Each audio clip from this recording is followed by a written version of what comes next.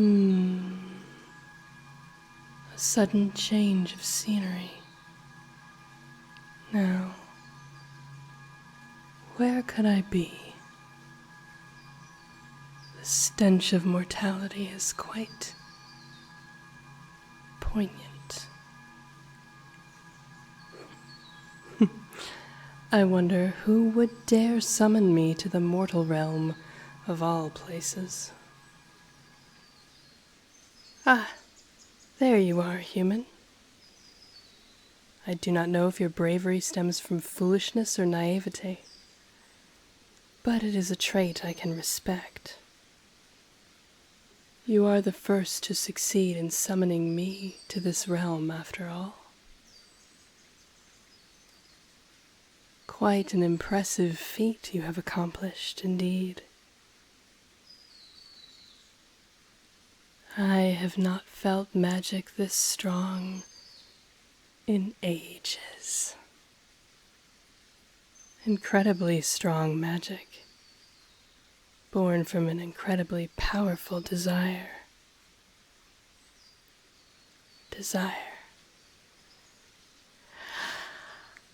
I simply could not resist your call. I must admit, though, I did not expect to find such a dedicated young mage waiting for me on the other side. Yes, I know you are a mage. I can sense the magic running through your veins. Quite gifted, are you not? I am also aware of all the necessary precautions you have taken to prevent me from devouring you whole and rampaging through the land. Not that I would, in the first place.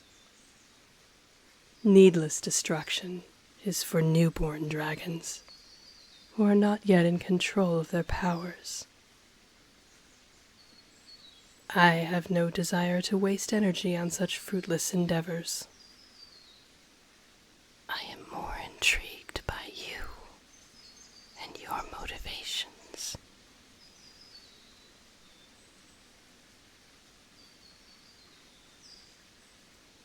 I know your kind. Magic-born humans. Some of them follow strict codes of conduct to ensure they are not corrupted by their own magic. But others, like you, love to dabble in the dark arts, tiptoeing between the line of good and evil. So tempting to follow the unconventional path and find the answers your morally inclined colleagues refuse to seek. I understand the appeal more than anyone. Either way, I'm glad you are not bound by these useless, arbitrary rules.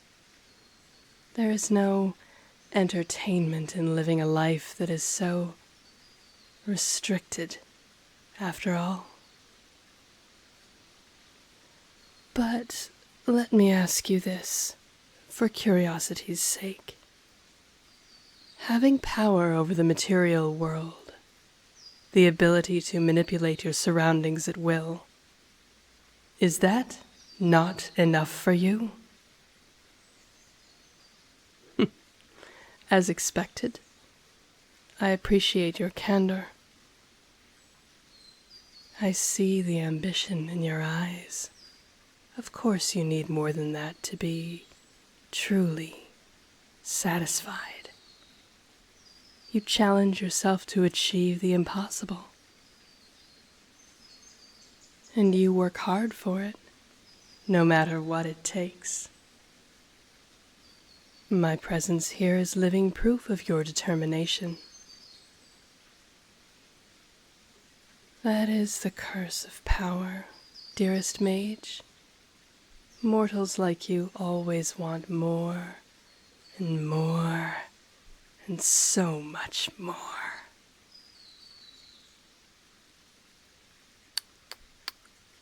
look at you now, so drained and weak that you can barely remain standing. Did you perhaps believe that summoning me would be easy, my sweet, darling fool? It doesn't matter how strong you are, or how powerful your magic is. You are still mortal. I am ancient, my power unfathomable by the likes of you. The fact that I have been forced to assume this human-like vessel is proof enough that should I appear in my true form, the very fabric of your world would be torn to pieces. Dragons, we become so much more with age. We are worshipped as gods in some realms, admired by mortals and immortals alike. For you to believe yourself capable enough to handle me as a familiar, no less. Perhaps you are not brave, as I initially assumed, but desperate instead? Desperate to prove yourself? Bored of performing the same old tricks to entertain a couple patrons, hoping to gather some coins for your efforts? Ah, it seems I have offended you. However, I am simply trying to understand your reasoning. The price you have to pay for my presence in your realm is quite steep, so I want to know why you would risk everything to bring me here. Are you perhaps understanding your predicament now?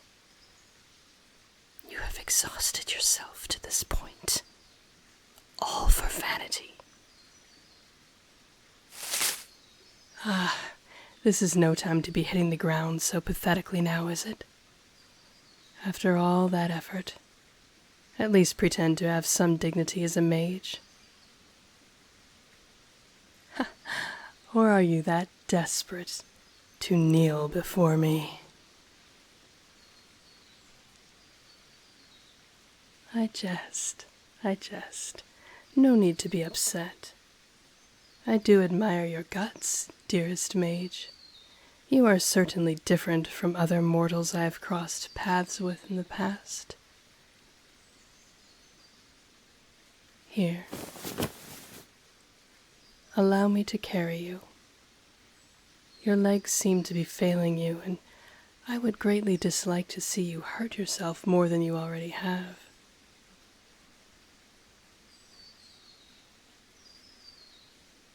I do wonder, though, is this all a ploy to come into contact with my physical vessel? To be closer to me, sharing body heat with one of the most dangerous beings in the 9 realms? Well, the role of a beautiful mage in distress who bit off more than they could chew. It does suit you. Oh, is that embarrassment I sense? I can feel your heart hammering against your rib cage. Sense your skin flushing with heat as you try to hide your face from me. I will let you know that creatures far more powerful than you have gone mad after being in my presence like this, after touching just 1 inch of me. Quite the privileged position you are in now, dearest mage. In my arms, with your head on my chest, clinging to me as if I am the pillar anchoring your consciousness to your body. Well, you are certainly bold for a mortal, I will give you that.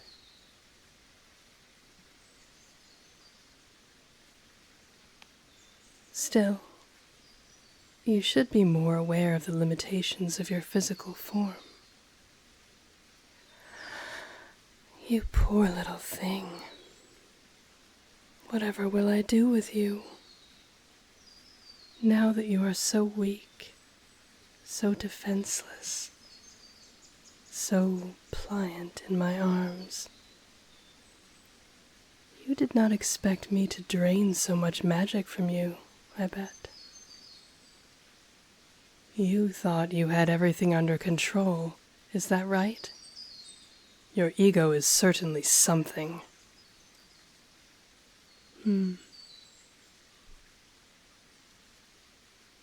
I could devour you now. So very easily. Your flesh and your magic core would be but mere specks of dust for me. Though I cannot bring myself to do so. Why is that, I wonder?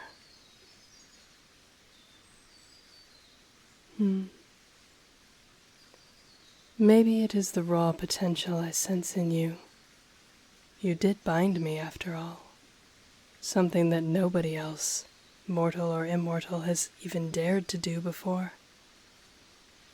With more training, with more resources at your disposal, you could be a force to be reckoned with.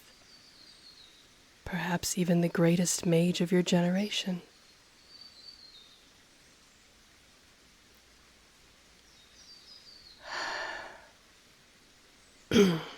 Or it could be something entirely different. You see,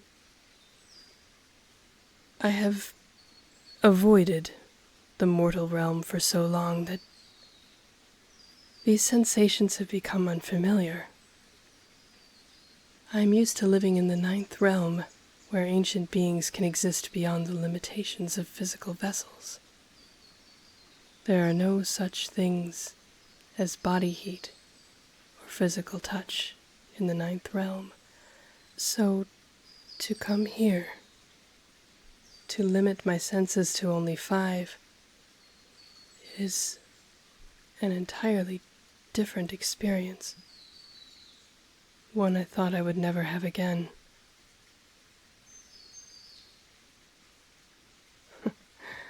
I can sense your curiosity. Why would I spare your life when you have broken the laws of every realm to bring me here? Like you, dearest mage, I care not for rules. You have reminded me of emotions long forgotten in this pitiful state of yours. So much power in such a fragile vessel. It makes me want to take you all for myself. A beautiful gem in the rough should be polished after all. Should be protected and nurtured. I will stay with you until you regain your strength. This is a promise I intend to keep. You must know, though, that this little binding spell of yours has an expiration date, and when that day comes, I wonder if I will be able to hold back. When you are so soft, so utterly appetizing, when your magic core keeps calling out to me,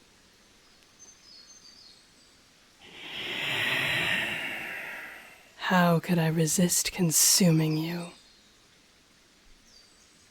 Shh. Do not try to move or speak. You will only exhaust yourself even more, my dear. Your magic magic core needs time to be replenished, and your body still needs to adjust to my presence.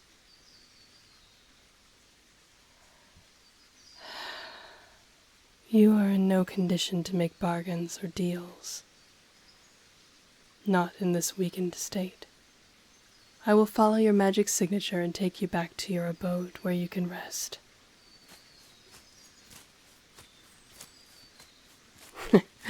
Please, dearest mage, I doubt you are as clueless as you make yourself seem. There is no spell that could ever contain me. Not permanently, at least. The moment you called me here is the moment you gave yourself to me. A mere matter of time.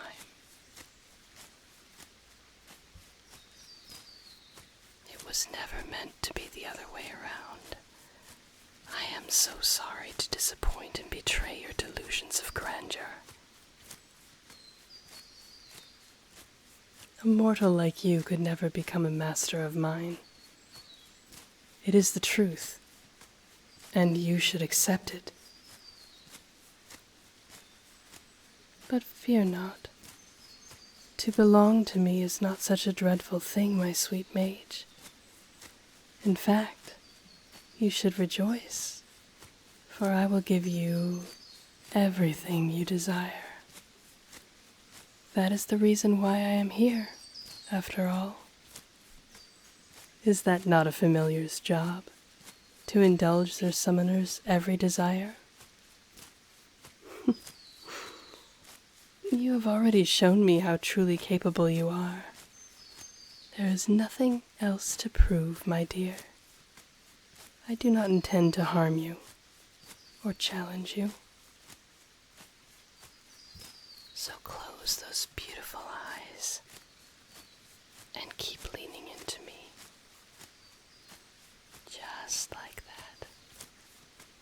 I will not let you fall. Ooh, your little heart is beating faster again. How fascinating. Perhaps you are more partial to the idea of belonging to me than you think you are. What a sweet, lovely creature. Burying your face into my chest like this, as if you can hide from me. I can read you like an open book. It is fairly easy to see through that confident front of yours. And it seems you have been starving for touch. Do you want me to hold you tighter, as if you are the most precious thing I could ever wrap my arms around? Do you want me to stroke your hair? Or maybe you want me to caress you with these sharp claws of mine, in a promise of more pleasure than pain. My, what a delicious reaction. I appreciate you beginning to be honest with yourself, dearest one. There is no shame in loneliness or wanting companionship. I will be the first one to tell you that. After centuries, millennia of existing in the ninth realm, I know more than anyone how loneliness can eat away at you, until there's nothing left. In a way, I am sincerely grateful you called me here. Now, there's no need to hide, or wait, or secretly yearn for the warmth of another. Not anymore. Not now that I am here. So just let yourself drift off and worry about nothing else. For I will take you home. To our home.